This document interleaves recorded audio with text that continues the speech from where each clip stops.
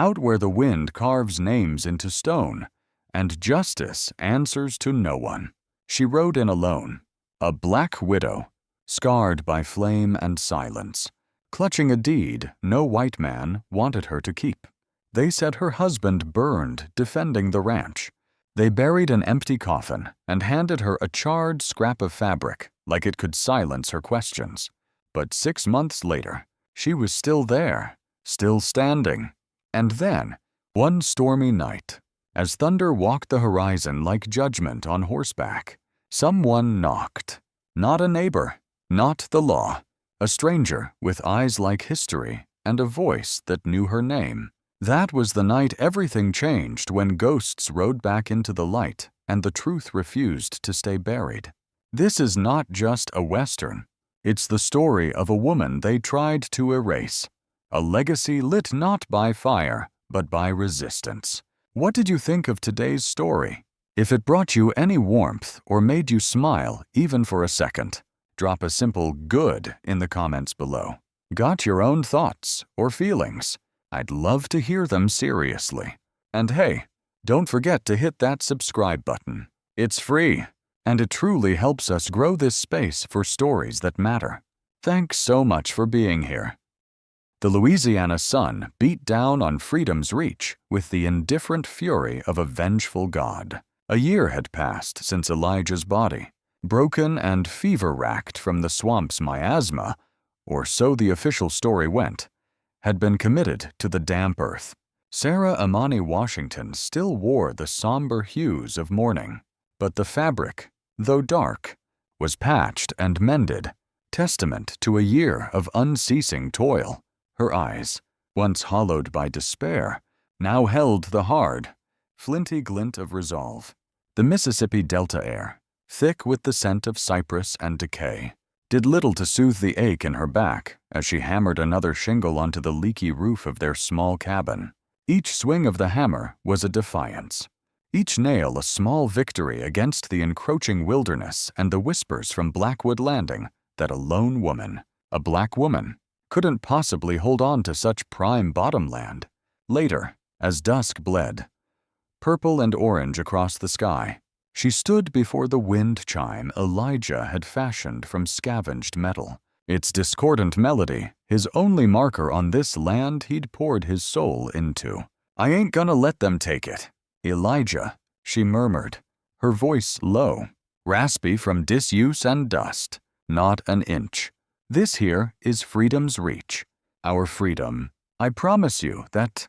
The wind rustled the Spanish moss in the ancient oaks, a sighing response. The next morning, necessity drove her to Blackwood Landing.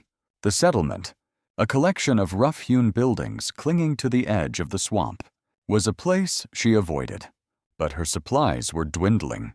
Inside Peterson's general store, the air, already thick with the smell of cured tobacco and cheap whiskey, grew heavy with a different kind of tension the moment she stepped through the door. 3 white men, loafers who often shadowed the movements of Captain Thaddeus Lynchwood, the parish's unofficial, iron-fisted ruler, turned from the counter, their eyes lingering on her with a predatory insolence.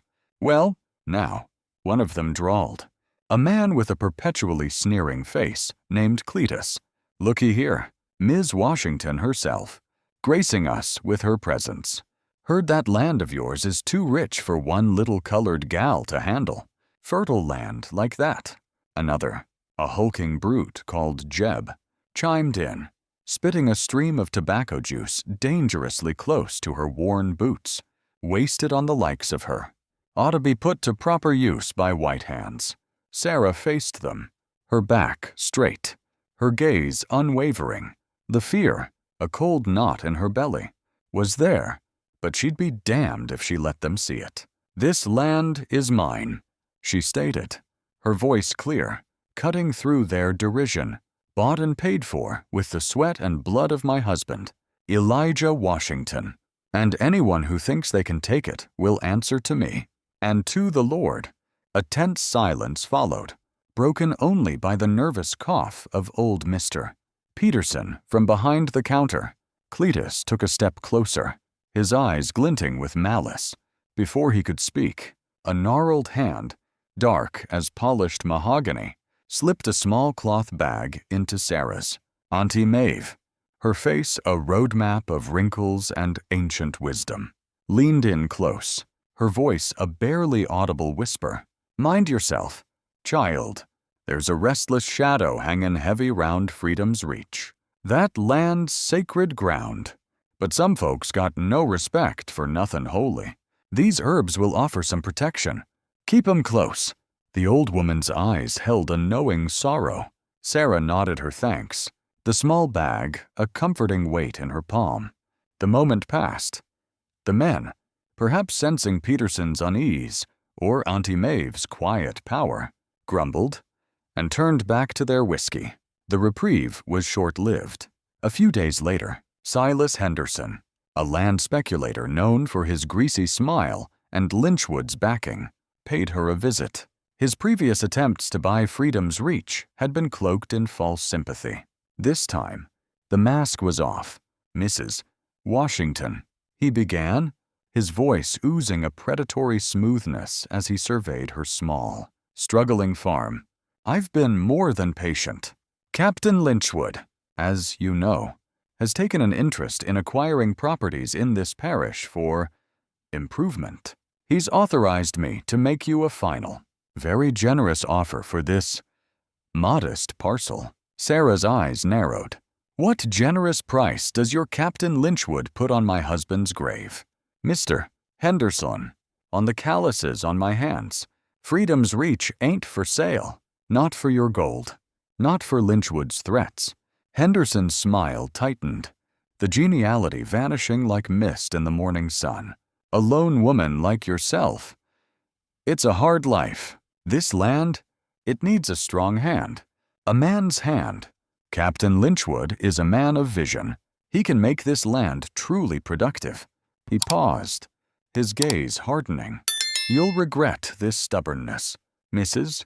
Washington. You can't hold on to it forever. Things happen out here."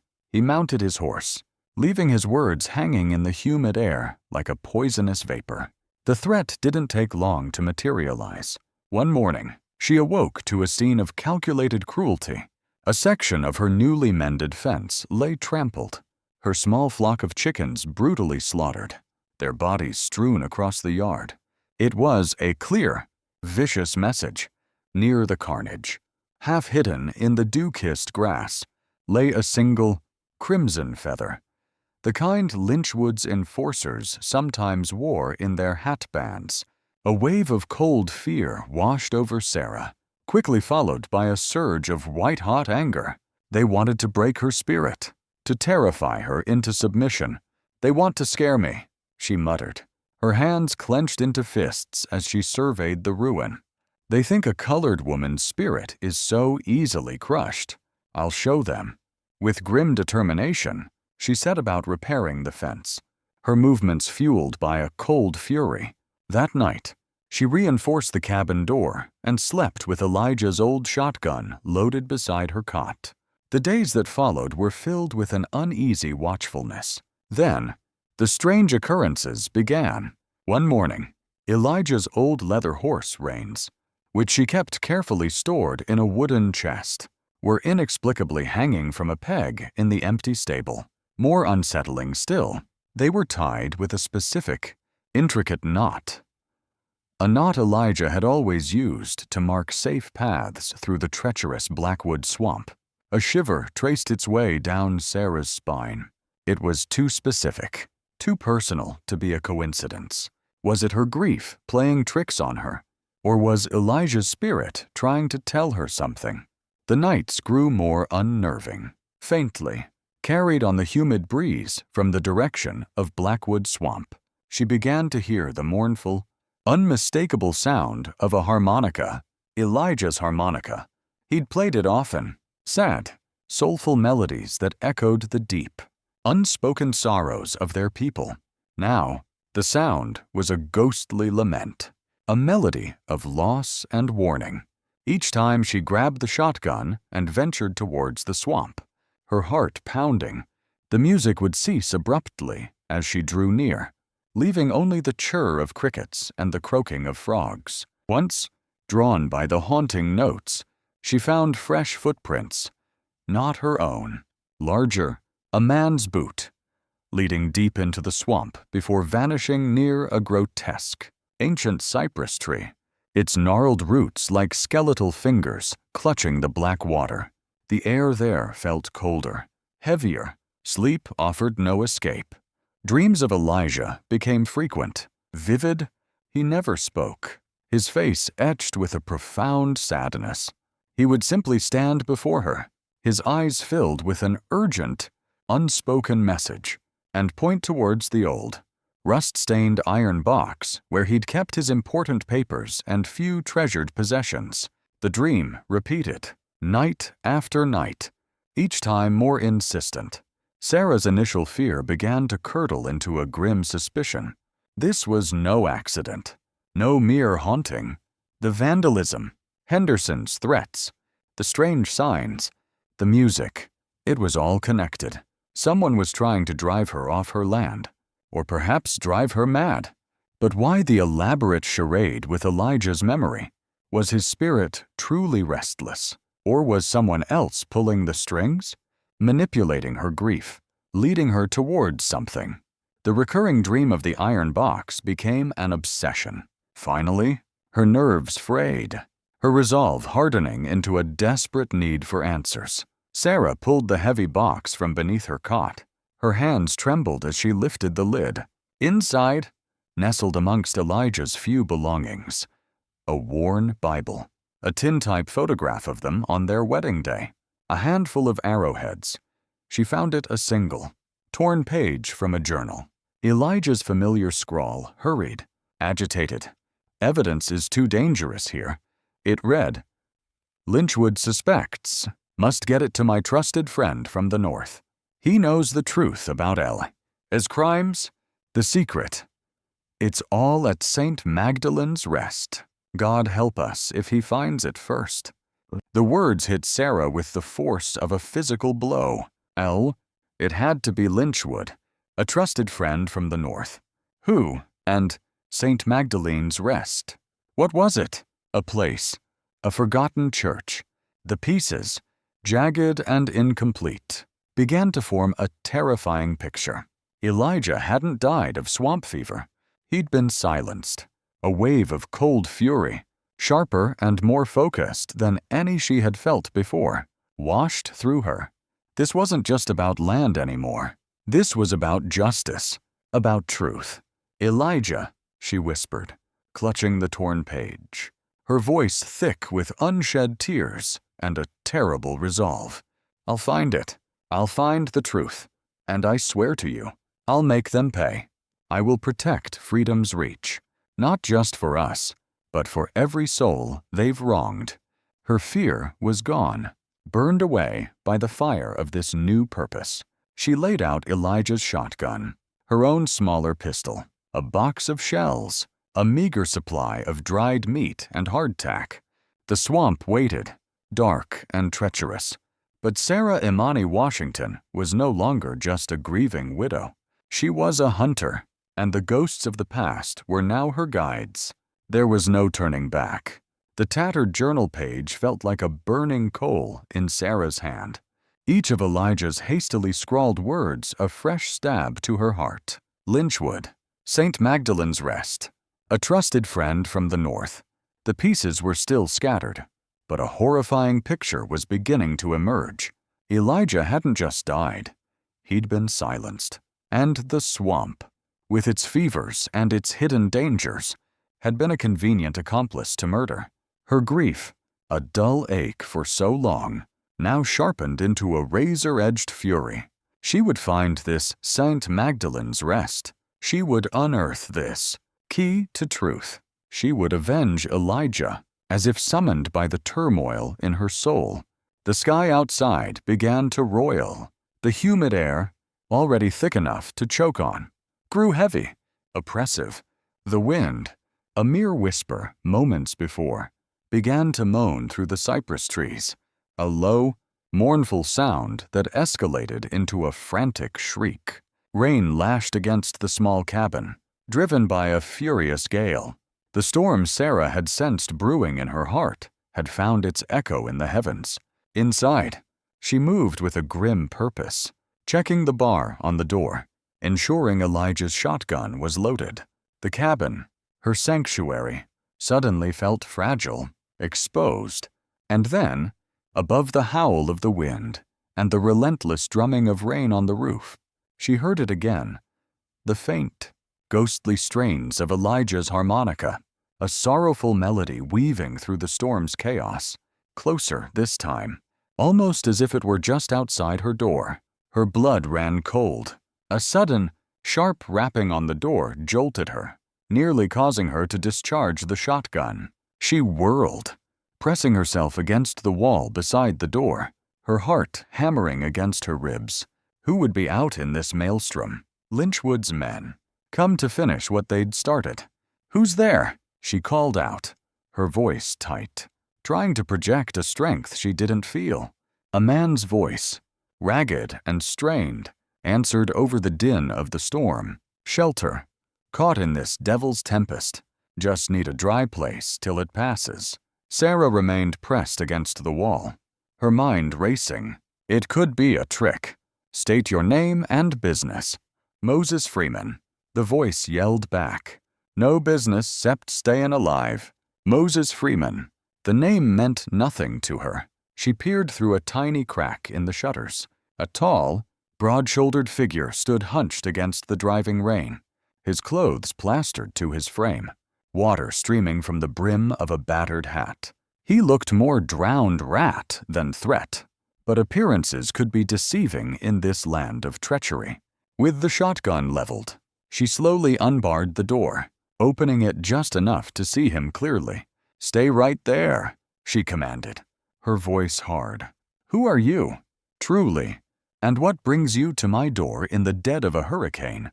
The man, Moses Freeman, raised his hand slowly, palms open. His face, illuminated by the flickering lamplight from within, was dark, weathered, his eyes weary but surprisingly direct. "Like I said, ma'am, name's Moses Freeman. Got turned around in this blow. Just askin' for a bit of shelter till morning. I mean, no harm." He deliberately avoided using her name, a caution that didn't escape her notice. Sarah's grip tightened on the shotgun. "This is Lynchwood's territory. How do I know you ain't one of his dogs? Sent to sniff me out." A wry, tired smile touched Freeman's lips. "If I was one of his, ma'am, reckon I wouldn't have knocked so polite." His gaze flicked to the twin barrels of the shotgun, then back to her face. "And maybe, just maybe, I'm here to help you, Mrs. Washington, if you're of a mind to listen." He was soaked to the bone, and as a particularly violent gust of wind tore at him, he swayed, revealing a dark, fresh-looking gash on his forearm, blood diluted by rainwater. He'd been in a fight, and recently, her mind warred. The sensible part screamed at her to slam the door, to trust no one, but Auntie Maeve's words about a restless shadow and Elijah's mention of a trusted friend from the north echoed in her thoughts, and the wound. This man was either a very convincing actor, or he was in trouble too. Taking a calculated risk, she stepped back. "All right, Mr. Freeman, come in. But that gun," she nodded towards the shotgun, "stays pointed your way till I'm satisfied." He entered, water pooling around his worn boots. The small cabin seemed to shrink with his presence. He was a big man, but he moved with a quiet weariness. Sarah didn't offer him a seat, keeping a wary distance. The air crackled with unspoken suspicion, the storm outside a fitting symphony to their tense encounter. "I was headed to Blackwood Landing," Mo began, his voice a low rumble as he wrung water from his hat. "Got caught when this squall blew up. Heard tell there was a woman, a colored woman, livin' alone out here at a place called Freedom's Reach. Heard she might be in some danger, and you just happened to stumble onto my doorstep in the middle of a hurricane. Looking to play rescuer. Sarah's tone was skeptical, edged with sarcasm. Mo met her gaze evenly. Captain Thaddeus Lynchwood ain't a man to be trifled with. Mrs. Washington. He used her name deliberately this time, and she saw a flicker of something. Recognition, calculation. In his eyes, him and his pack of curs, the Blackwood Reivers. They're hunting something round these parts, something they want badly, and they'll spill any amount of blood to get it. A chill snaked down Sarah's spine. What do you know about Lynchwood? And how is it? You know my name. And my husband's. I know more than you might think. Ma'am, Mo said quietly.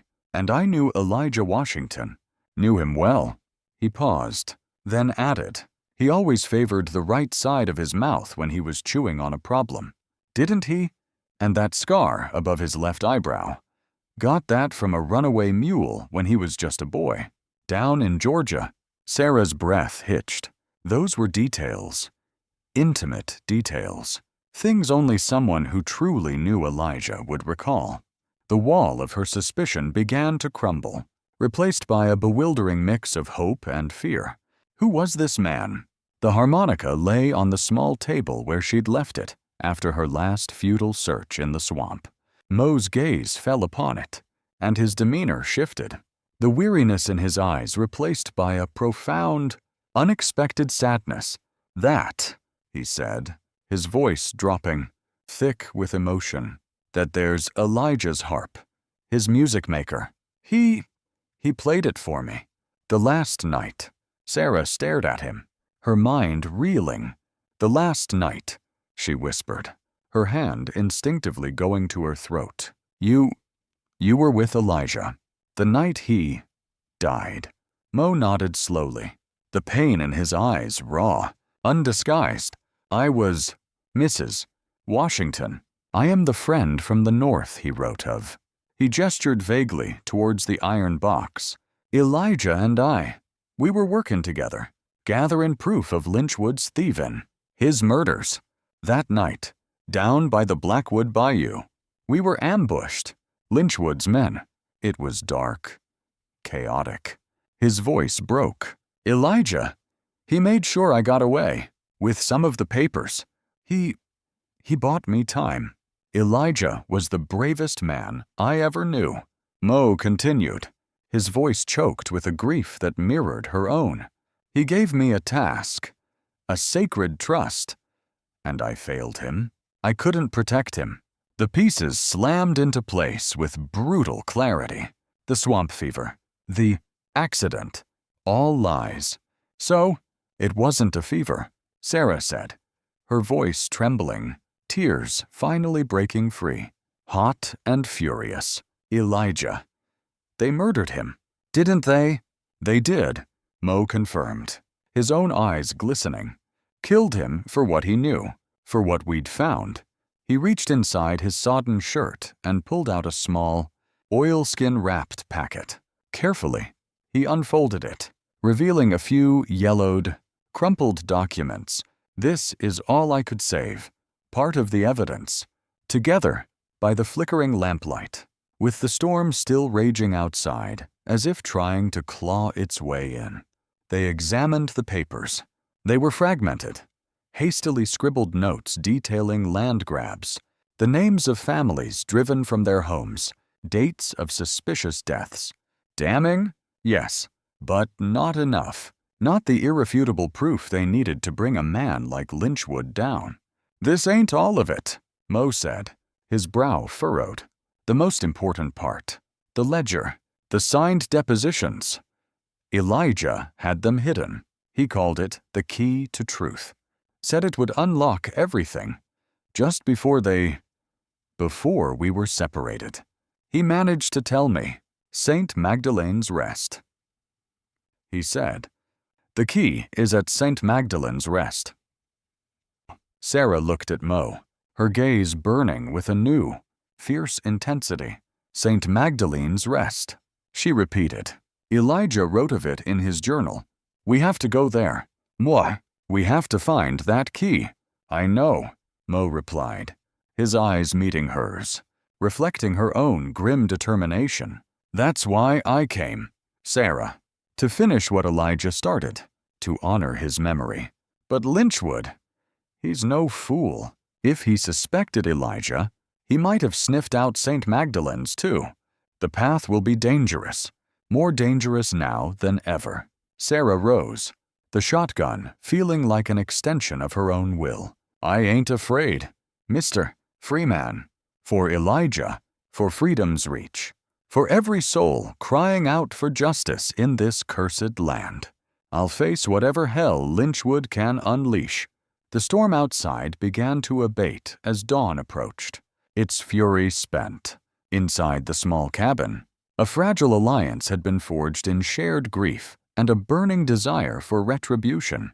As the first gray light of morning seeped through the shutters, Sarah Imani Washington and Moses Freeman prepared to venture into the treacherous depths of Blackwood Swamp, towards a place called St. Magdalen's Rest. And the dangerous truth it held: the storm had passed, leaving behind a world bruised and battered. Dawn broke gray and weeping over freedom's reach, the air thick with the smell of shattered pine and churned earth. Sarah and Moses Freeman moved through the wreckage of her small yard with a grim, shared purpose. The lean-to that had sheltered her chickens was a splintered ruin. The small vegetable patch, her pride, a muddy soup. But the cabin, thanks to Elijah's sturdy handiwork and her own constant mending, still stood, a small bastion against the wildness of the Delta. Inside, they gathered their meager supplies: Sarah's shotgun, Elijah's heavier repeating rifle for Mo, their respective knives honed to a razor's edge, dried meat, a small sack of parched corn, canteens filled with fresh rainwater. Mo added a small oilskin pouch containing bandages and a few herbal remedies, his movements economical and practiced. He handled Elijah's rifle with a familiarity that sent a pang through Sarah's heart, a strange mix of comfort and renewed grief. "St. Magdalen's Rest," Mo said, his voice a low rumble as he checked the rifle's action. "It's nestled deep in the Blackwood Bayou. Treacherous country. Folks say it's haunted, cursed even. We'll need to be sharp. Every step." Sarah nodded, securing a hunting knife to her belt. "I've heard the tales, but if Elijah chose that place to hide his proof, he had his reasons. He knew the swamp better than any man." She paused, then looked at Mo, her gaze direct. "You trust his judgment?" "With my life," Mo answered without hesitation. "Already did once." Before they set off, Sarah walked to the wind chime hanging from the old oak. She placed a single, resilient wildflower, a vibrant speck of purple she'd found amidst the storm's debris. At its base, a silent promise, a whispered farewell. Mo watched her, his expression unreadable, yet Sarah sensed a deep, unspoken empathy in his stillness. The Blackwood Bayou was a world unto itself, a labyrinth of stagnant water, gnarled cypress knees, and thick, cloying mud that sucked at their boots with every step. A perpetual twilight filtered through the dense canopy, the air humid and heavy with the scent of decay and unseen blossoms. Mosquitoes whined incessantly, the rustle of unseen creatures in the undergrowth, the sudden splash of something large and reptilian sliding into the black water, the distant, mournful cry of a marsh bird. Every sound was magnified. Every shadow seemed to conceal a threat.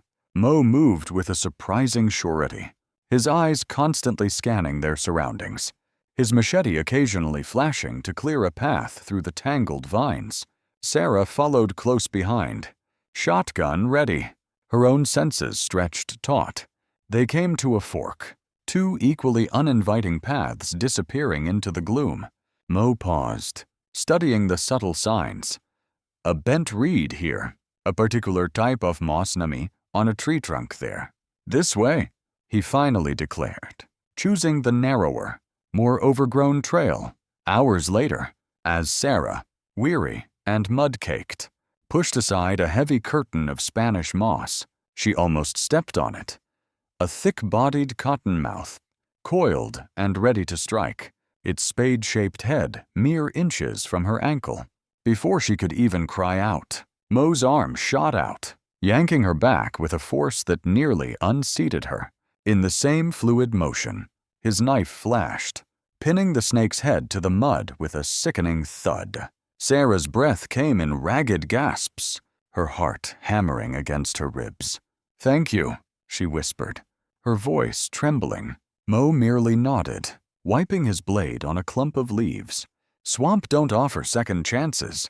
Sarah, the shared danger, the stark reality of their perilous journey, forged another silent link between them.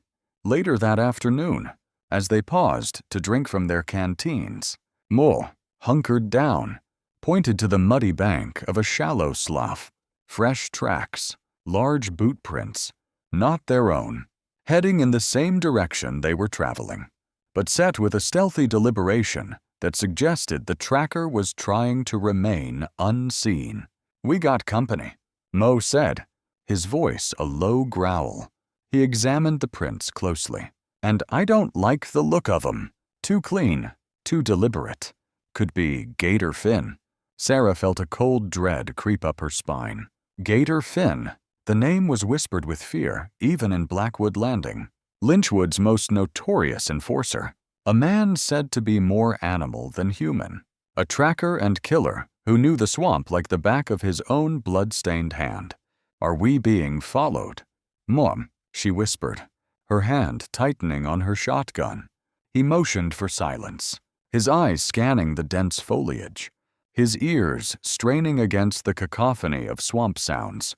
"Looks that way," he confirmed, his voice barely audible. "Gator Fin. He's like his namesake, patient and deadly. We gotta lose him, or he'll lead Lynchwood's whole damn pack right to us." They changed their route immediately, Mo leading them away from the more discernible game trails and deeper into the sucking mire, through tangled thickets of palmetto and razor-edged sawgrass that tore at their clothes and skin. It was a calculated risk, trading the known path for a more treacherous one, hoping to throw their pursuer off their scent. Dusk was painting the sky in bruised shades of purple and gray when they finally saw it, rising like a forgotten dream from the mist-shrouded waters. St. Magdalen's Rest. It was an old mission church, its wooden walls weathered to a silver gray, its bell tower leaning precariously, a gaping hole in its once proud roof. Spanish moss hung from the ancient oaks surrounding it like funeral shrouds.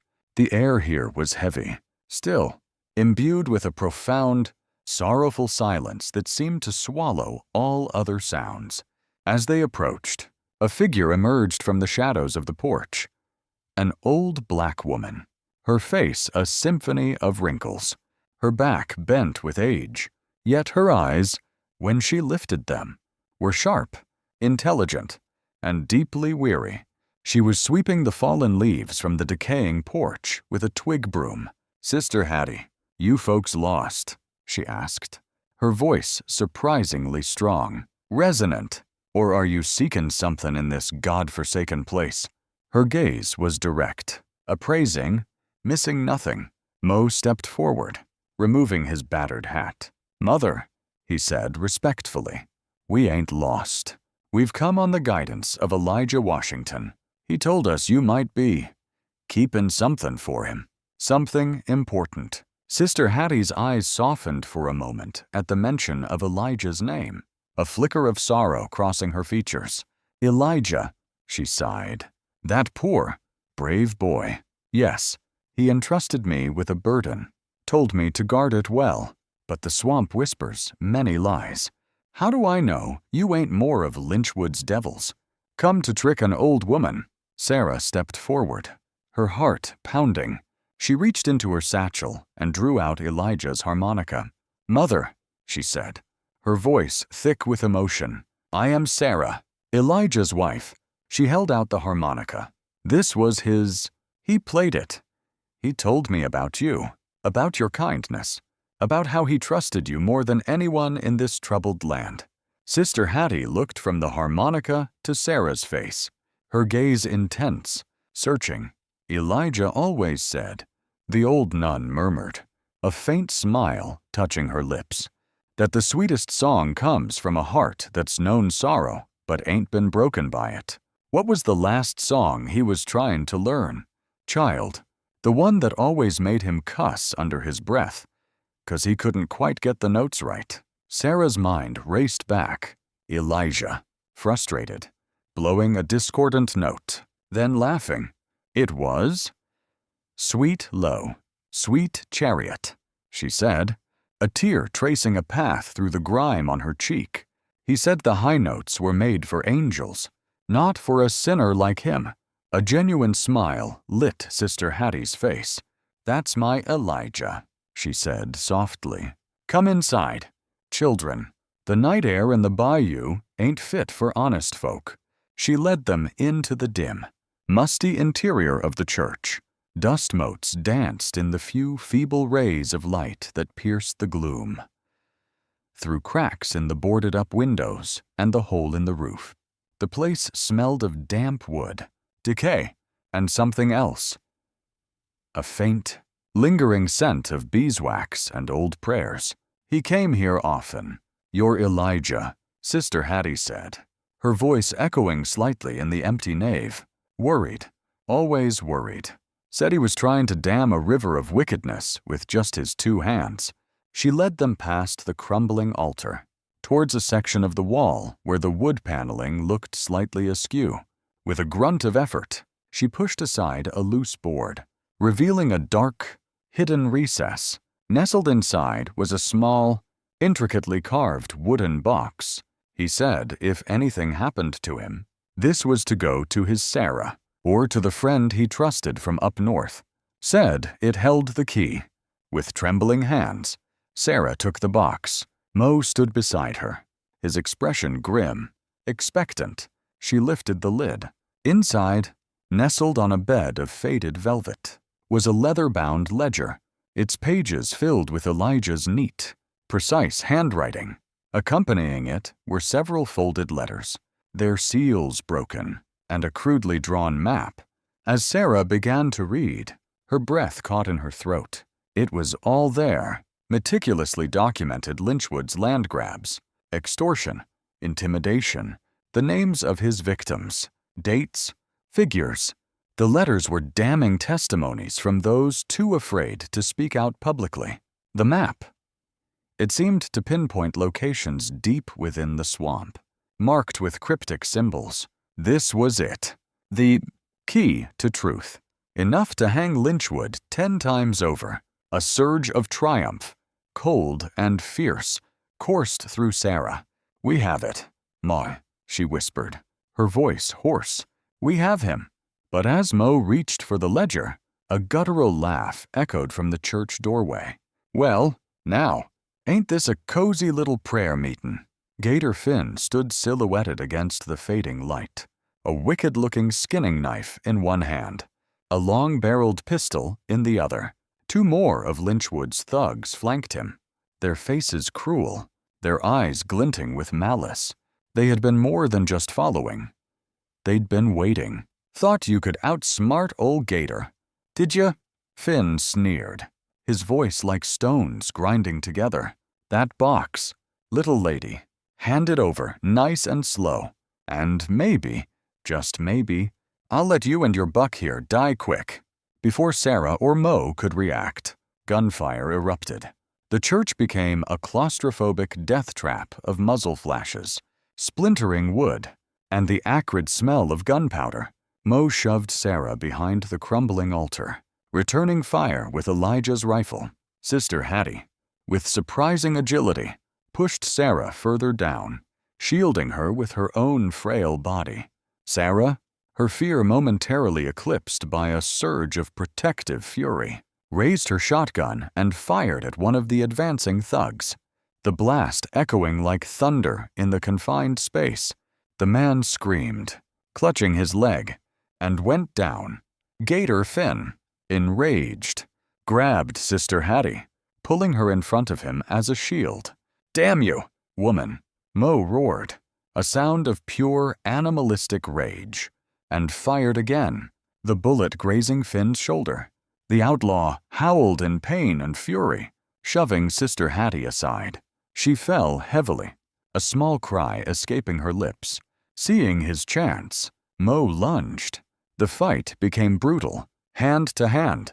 Sarah, seeing Sister Hattie struggling to rise, scrambled to her side, helping the old woman to cover. The remaining thug charged, but Sarah met him with the butt of her shotgun, a sickening crunch echoing as he collapsed. Finn, bleeding and outmaneuvered, snarled a curse, grabbed his wounded companion, and backed towards the door. "Lynchwood will know of this," he shrieked, his eyes burning with hatred. "You ain't seen the last of us. You'll all pay." Then they were gone, vanishing into the swamp's deepening darkness. Sister Hattie, though shaken, had only a nasty bruise where she'd fallen. The ledger, the key to truth, was still clutched tightly in Sarah's hand, but the victory was short-lived. Gator Finn was still out there, and Lynchwood would soon know they had his secrets. "We have to get back," Mo said, reloading the rifle, his face grim. "Back to freedom's reach. And we have to move fast. What did you think of today's story? If it made your day, drop a good in the comments. If it didn't hit the mark, just type 1. Got your own thoughts? I'd love to hear them below. And hey, don't forget to hit subscribe. It's free, and it really helps the channel grow. Thank you so much for being here. The fetid air of the Blackwood Bayou clung to them like a shroud, heavy with the scent of decay and the unspoken menace of Gator Finn's pursuit. Each sucking footfall in the treacherous mud, each rustle of unseen creatures in the dense, shadowy undergrowth, amplified the gnawing anxiety in Sarah's gut. They moved with the desperate urgency of hunted animals, Mo's broad back a reassuring, if weary, presence in front of her. The damning ledger, hidden deep within her satchel, felt like a brand against her skin, both a beacon of hope and a magnet for death. Sister Hattie, her face a mask of stoic endurance, despite the fall she'd taken in the church, guided them through a series of almost invisible waterways and half-submerged paths for the first few miles.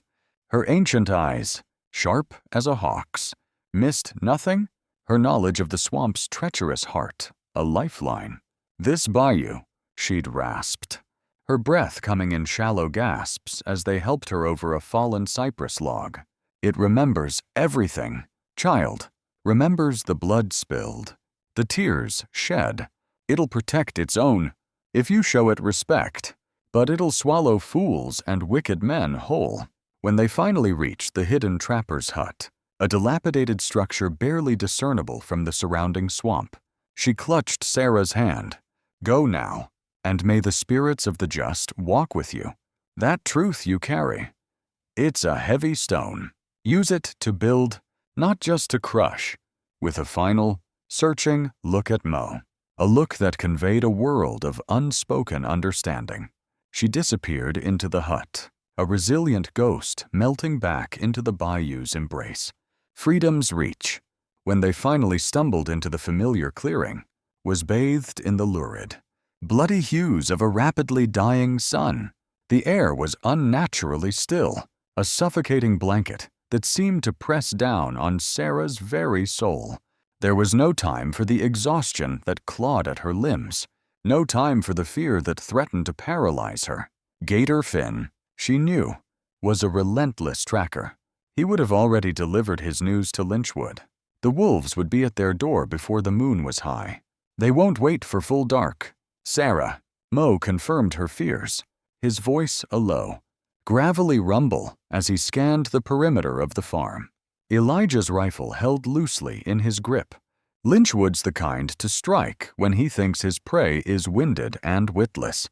"Then we give him a welcome he won't soon forget," Sarah retorted, a grim fire igniting in her eyes.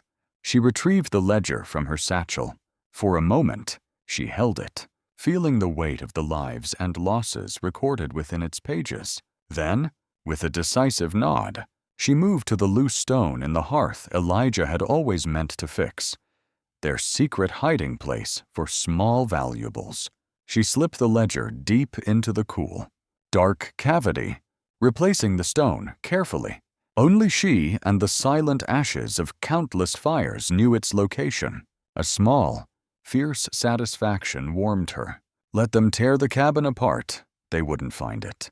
They worked with a desperate, focused energy, transforming their small, vulnerable cabin into a makeshift fortress. Heavy timbers, scavenged from a collapsed section of the old barn, were wedged against the door. Windows were barricaded, leaving only narrow firing slits. Mo, his movements economical despite the wound on his arm, showed her how to rig a series of crude but effective deadfalls along the main path leading to the cabin. Sharpened stakes concealed beneath a thin layer of leaves, a tripwire connected to a precariously balanced pile of rusted farming implements near the chicken coop, designed to create a disorienting clatter. The air grew thick with the scent of their sweat and the metallic tang of fear, as the last vestiges of twilight bled into an inky, starless night. Sarah found Elijah's old Colt Patterson revolver, still wrapped in an oiled cloth in the iron box. Its long barrel and 5-shot cylinder felt alien yet familiar in her hand. She meticulously cleaned away the years of disuse, the rhythmic click of the cylinder turning a counterpoint to the frantic thrumming of her own heart. Loading it with the last 5 precious cartridges she possessed felt like a sacrament, a final communion with Elijah's fighting spirit. This would be her last resort, her personal testament to their shared defiance. This time, "Amu," she said, her voice a low, steady thrum as they took their positions inside the darkened cabin, the loaded shotgun propped beside her, the Patterson tucked into her waistband. This time, they don't just walk in. This is our ground, our stand. Mo nodded, his face grim in the shadows, Elijah's rifle resting easily in his hands. We fight 'em till our last breath. Sarah, for Elijah, for this land, for every name in that book crying out for justice. The night deepened, pregnant with an unbearable tension. The usual chorus of crickets and frogs was muted, as if the swamp itself held its breath. Then, a new sound intruded, subtle at first, then growing in intensity. The rhythmic, menacing thud of many hooves, the jingle of harness, the low growl of men's voices. They were coming, silhouetted against the faint, ghostly luminescence of the moon. A dark wave of riders crested the low rise overlooking freedom's reach. At their head, a figure of brutal authority mounted on a massive black warhorse, sat Captain Thaddeus Lynchwood. His silhouette radiated a palpable aura of violence. Beside him, a little hunched, his arm now visibly bandaged, rode Gator Finn, his rat-like face contorted with malice as he gestured emphatically towards the small, defiant cabin. The posse, at least a dozen strong, fanned out, their forms like grotesque, predatory birds of prey encircling their quarry. A chilling silence descended, broken only by the nervous stomp of a horse. Then, Lynchwood's voice, amplified by some innate, bestial power, shattered the night. "Sarah Imani Washington, you in there, woman? That meddlin', tongue-waggin' old swamp witch, Sister Hattie." She sang like a canary, for my boys even laid a hand on her. "Told us all about you and that runaway buck nigger you got holed up with. Told us you stole something that belongs to me. Something I aim to get back. You bring that ledger out here, Sarah Washington. You bring it out now, and I might just be feeling charitable enough to let you see another sunrise." Sarah's hands tightened on her shotgun, her knuckles gleaming white in the dimness. She moved to one of the narrow window slits, her heart a cold, hard knot in her chest.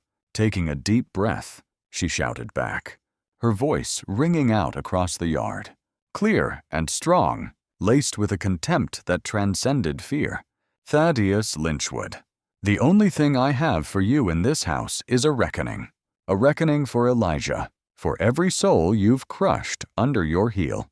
This land, freedom's reach. It'll be your damnation, Lynchwood, not my surrender. It'll be your grave. A roar of derisive laughter came from the riders. Then, Lynchwood's voice, colder now, more menacing, stubborn, just like that husband of yours. Very well, woman, have it your way. He barked an order, and a ragged volley of shots erupted from the line of riders. Bullets slammed into the cabin walls like angry fists, splintering wood, whining through the air with deadly intent.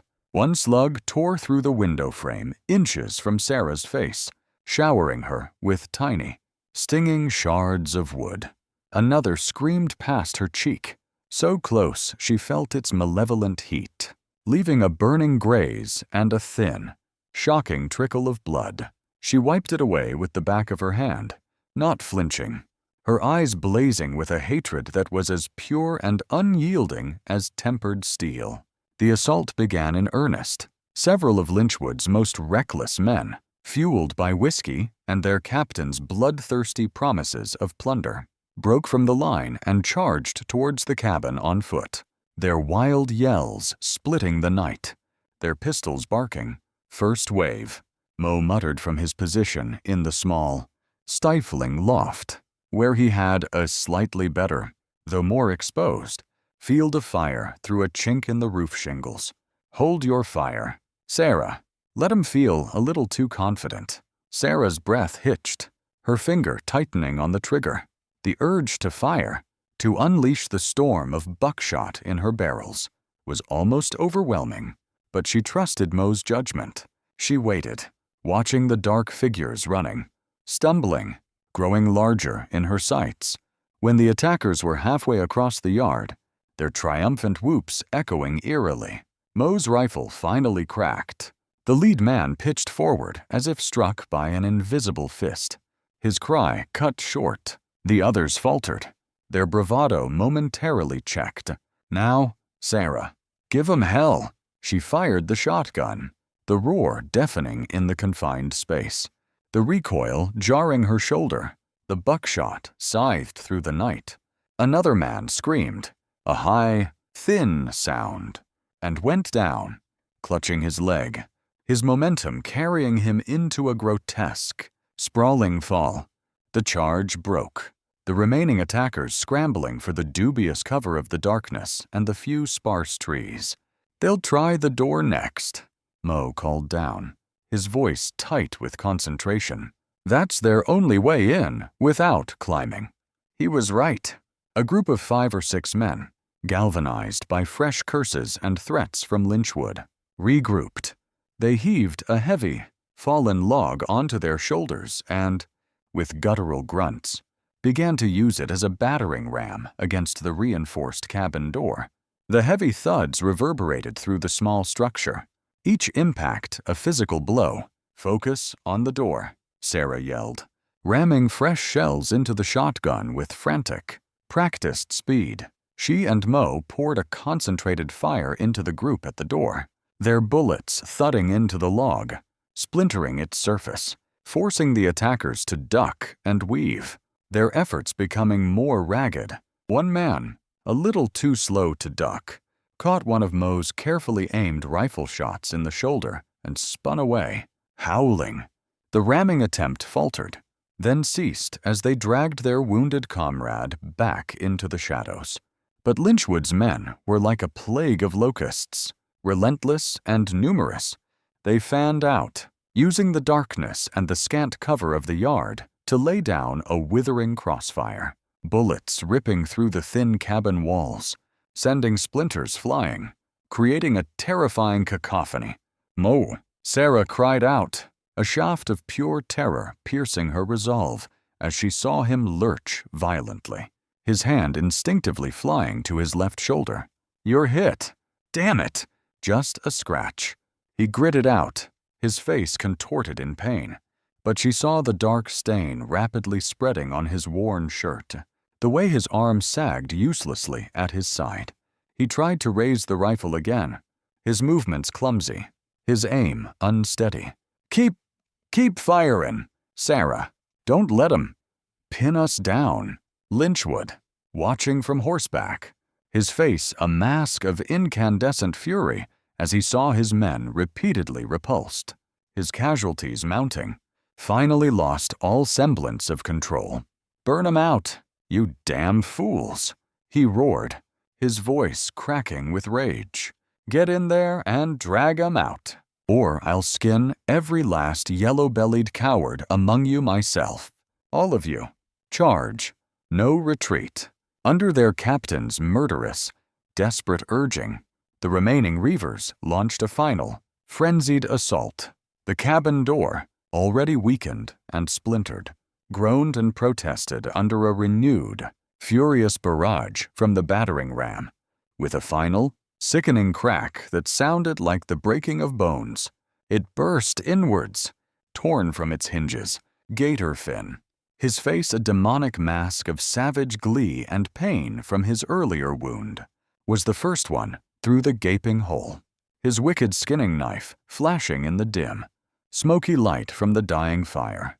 Two more heavily armed thugs, their faces grim and set, followed close behind him, their eyes darting around the small, smoke-filled room, the loft.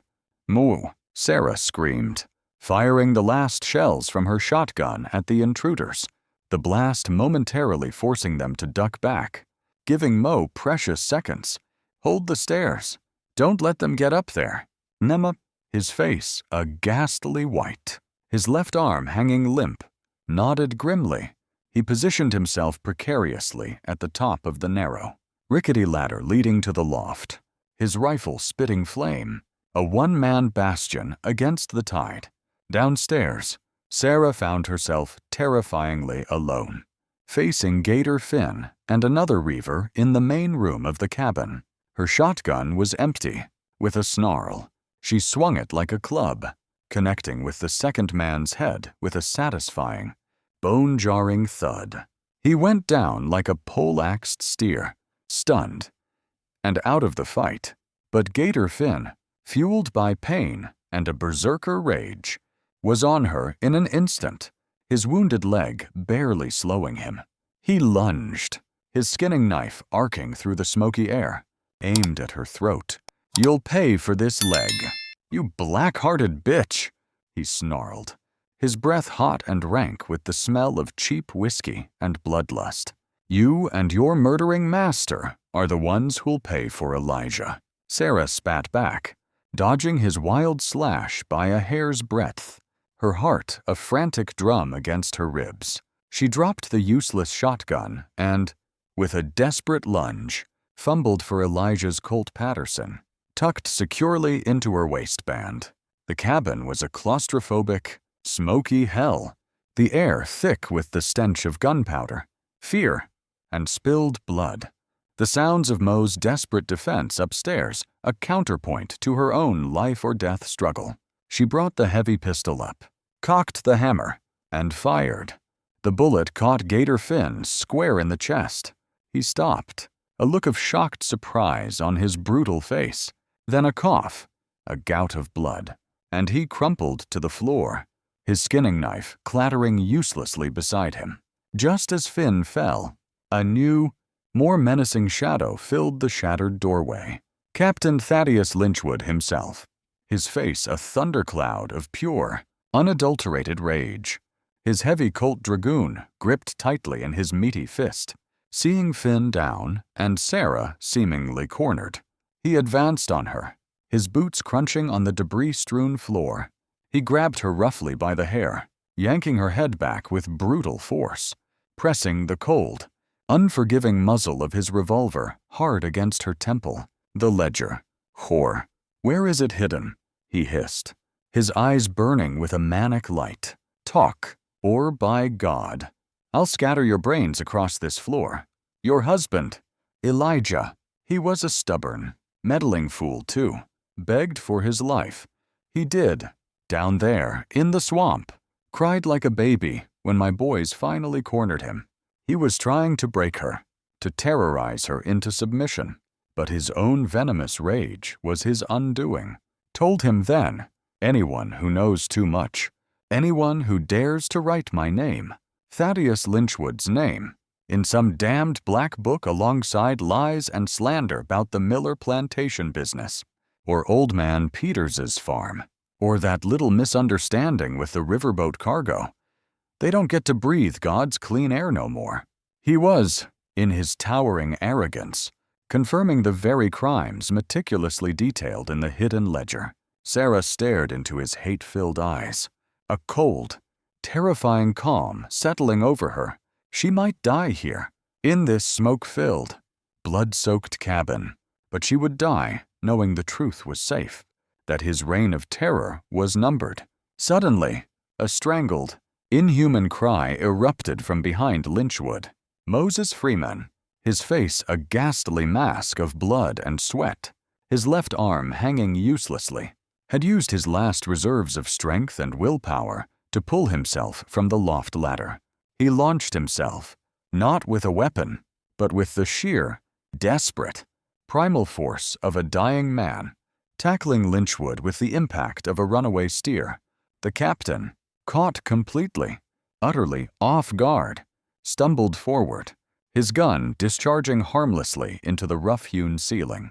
Sarah twisted free, gasping for air, scrambling away from the epicenter of the renewed violence. Mo and Lynchwood crashed to the floor in a brutal, writhing heap, a grotesque parody of a lover's embrace. Mo, with a last, superhuman, almost sacrificial effort, plunged his long hunting knife deep into Lynchwood's exposed side, twisting it with a savage finality. Lynchwood screamed, a choked, gurgling, unbelievable sound, his eyes bulging with shock, betrayal, and the sudden, terrifying comprehension of his own mortality. He clawed at the knife embedded in his flesh, then his powerful body convulsed once, twice, and went limp. He collapsed atop Mo, a dead, suffocating weight, his eyes wide and vacant, staring sightlessly at the smoky, bullet-riddled ceiling of the cabin he had come to destroy.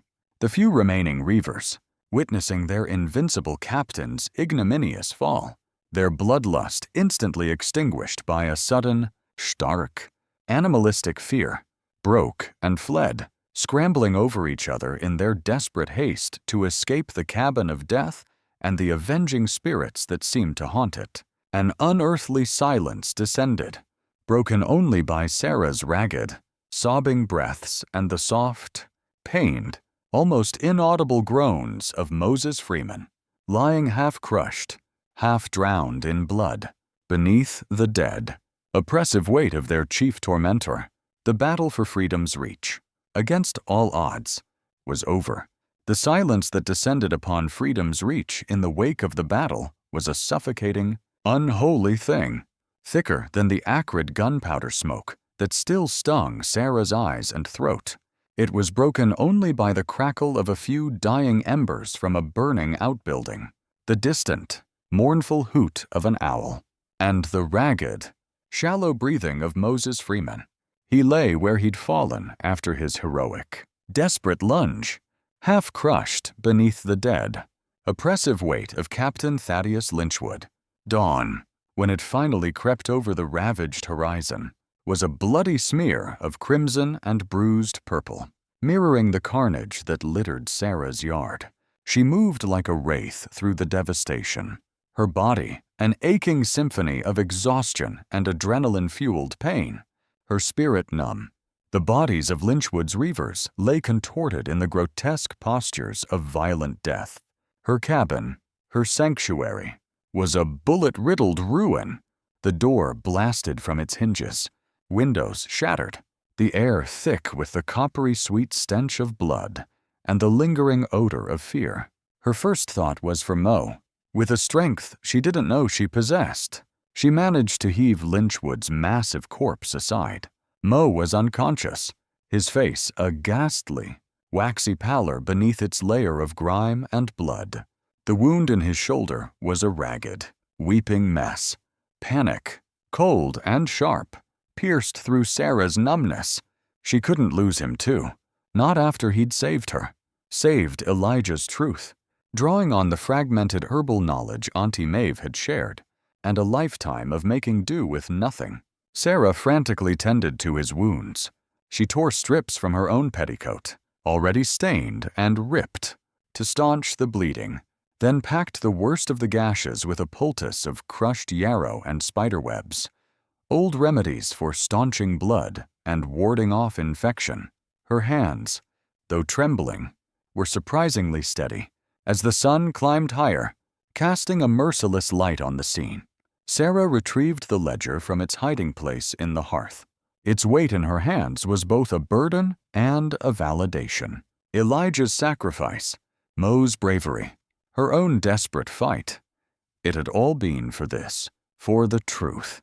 She looked at the dead men scattered across her land, their faces frozen in masks of surprise or agony. No tears came. The well of her sorrow had run dry, replaced by a cold, hard weariness that settled deep in her bones. This was the price of justice in a lawless land. She found a dipper of water and gently moistened Mo's cracked lips. He stirred, a low groan escaping him. "You have to live, Mo," she whispered, her voice hoarse, raw. "You saved my life. You saved Elijah's truth. You have to live to see justice done." Later that morning, as Sarah was attempting to clear some of the debris from her doorway, a new sound reached her ears. The steady, organized drumming of hooves, not the ragged approach of outlaws, but the measured tread of disciplined riders. Bosses. Hope, a fragile, unfamiliar emotion, flickered in her chest. Marshal Theron Reed of the parish constabulary, a tall, stern-faced man known for his quiet integrity and a surprising unwillingness to bend to Lynchwood's iron rule, reined in his horse at the edge of the clearing. His men, a dozen strong, armed and alert, fanned out behind him. Sister Hattie, looking frail but resolute, sat mounted on a spare horse among them. She had, indeed, reached him. The marshal's weathered face registered a grim shock as he took in the scene. The bodies, the ravaged cabin, Sarah standing defiantly amidst the carnage, her face smudged with gunpowder and blood, a shotgun still cradled in her arms. Mo lay on a makeshift pallet near the doorway, pale but conscious. "Mrs. Washington." Marshal Reed's voice was low, incredulous. "In God's name, what happened here?" Sarah straightened, her weariness momentarily forgotten. "Marshal Reed," she said, her voice steady, though exhaustion tugged at its edges. "What happened here was a fight for survival. This man," she gestured towards Lynchwood's sprawled corpse, "is Captain Thaddeus Lynchwood. And these," her gaze swept over the other dead reavers, "are the men who attacked us, who tried to burn us out, to kill us in our own home." She held out the ledger. "And this, Marshal, is the reason why. This is the proof of Lynchwood's crimes. The truth, my husband, Elijah Washington, died trying to bring to light. We were only defending ourselves, defending our lives. And his legacy." Marshal Reed dismounted, his expression unreadable. He took the ledger, his calloused fingers leafing through the damning pages. The silence stretched, broken only by the nervous stamping of horses and the low murmur of his men. He looked up, his gaze sharp, appraising. "This ledger, it contains accusations of the gravest nature. Mrs. Washington," he said, his voice resonating with a newfound authority. "And this scene," he surveyed the battlefield again. "It speaks volumes on its own. My men will see to Mr. Freeman's wounds, and to these others." He looked directly at Sarah then, a flicker of something akin to awe, or perhaps profound respect, in his eyes. "You've done a hard thing here, Mrs. Washington, a thing many men, myself included, might have shrunk from." He gave orders for his men to secure the area, to tend to Mo, to begin the grim task of identifying and removing the dead. He formally confiscated the ledger, but not before Sarah, with a sharp memory honed by necessity, had committed its most crucial details to heart. There will be a full investigation, Mrs. Washington, he assured her, based on this evidence, and your testimony, I believe justice, true justice, may finally have a chance in this parish. The wheels of the law, slow and often ponderous, had begun to turn in the days that followed, as Freedom's Reach slowly began to breathe again. Mo recuperated under Sarah's surprisingly tender care. Aided by Auntie Maeve's daily visits and herbal concoctions, the bond forged in shared terror and bloodshed deepened into a quiet, profound friendship. They spoke of Elijah, sharing memories that brought both tears and laughter, or his natural reticence slowly thawing, even spoke a little of his own past, a life spent on the fringes, searching for a cause, a purpose, a wrong to right. He'd found all three with Elijah. When his shoulder wound had mended enough for travel, Mo knew it was time to leave. The air of Freedom's Reach, though now peaceful, still hummed with a future that was Sarah's, not his. My work here is done, Sarah, he said one morning, his satchel packed, Elijah's rifle now leaning against the cabin wall, a silent testament. Elijah, he can finally rest easy. His truth is out. And you, he looked at her, a genuine warmth in his eyes. You found a strength you maybe didn't even know you possessed. Sarah felt a familiar ache in her chest, the sorrow of another parting. I owe you my life. More than that. I owe you this truth, this chance for a new beginning. Freedom's Reach. Its doors will always be open to you. A rare smile touched Mo's lips. Maybe someday, Sarah, maybe someday I'll find my way back. For now, he extended his hand. You live well, live strong, and don't ever let anyone at all, try to steal your freedom again. He mounted the horse Marshal Reed had provided and, with a final nod, rode away, a solitary figure disappearing into the vast, indifferent landscape, leaving behind an immeasurable gratitude and a quiet, echoing space in Sarah's heart. Months passed. The scars on Freedom's Reach, both physical and emotional, began to heal. With the help of Auntie Maeve and others from the Blackwood Landing community, folk who had long suffered under Lynchwood's tyranny and were now inspired by Sarah's courage, the farm was rebuilt, stronger, more resilient than before. The cabin was repaired, expanded, new fences were erected, a small barn raised. The land, as if sensing the renewed hope, yielded a bountiful harvest. Sarah's story, whispered at first, then spoken with pride, spread through the Delta. The warrior woman of Freedom's Reach.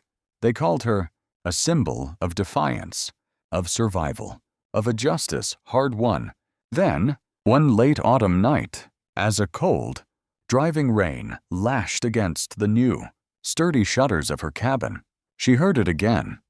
A knock at the door, not the demanding rap of authority, nor the menacing thud of outlaws, but a weak, hesitant, almost ghostly tapping. Her heart, which had finally begun to beat with a semblance of peace, leaped into her throat, shotgun in hand. She cautiously approached the door. "Who is it?" she called out. Her voice tight, a low, hoarse murmur answered, almost lost in the wind's howl, a voice she thought she'd never hear again, except in her dreams. With trembling hands, she unbarred the door and pulled it open, and there, framed in the doorway, illuminated by the flickering lamplight, stood a figure, gaunt, tattered, leaning heavily on a rough-hewn staff, but unmistakably, miraculously, him, Elijah. Sarah stared, speechless, her mind refusing to comprehend what her eyes so clearly saw. "Elijah," she finally stammered, the shotgun clattering from her nerveless fingers. No, It can't be. You're alive." A faint, weary smile touched his lips, a smile she knew as well as her own heartbeat. He reached out a trembling hand, his fingers tracing the line of her cheek, as if to reassure himself that she, too, was real. "It's me, my Imani," he whispered, his voice raspy from disuse and hardship. I finally made it home."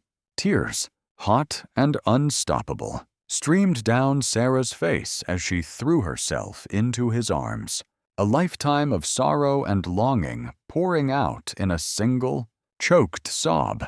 He was thin, his clothes in rags, his face etched with suffering, but he was warm, he was real, he was alive. Later, wrapped in blankets before a roaring fire, Elijah told his incredible story. Left for dead in the swamp by Lynchwood's men after the ambush, he'd been found by a reclusive Choctaw healer who had nursed him back from the brink of death. His memory had been gone, shattered by the trauma. For many months, slowly, painstakingly, with the old healer's help, fragments had returned. The journey back had been long, arduous, fraught with peril. Then, in a dusty settlement weeks downriver, he'd heard the whispers, tales of a warrior woman of freedom's reach, who had single-handedly faced down Captain Lynchwood and his entire gang, who had brought the tyrant's reign of terror to an end.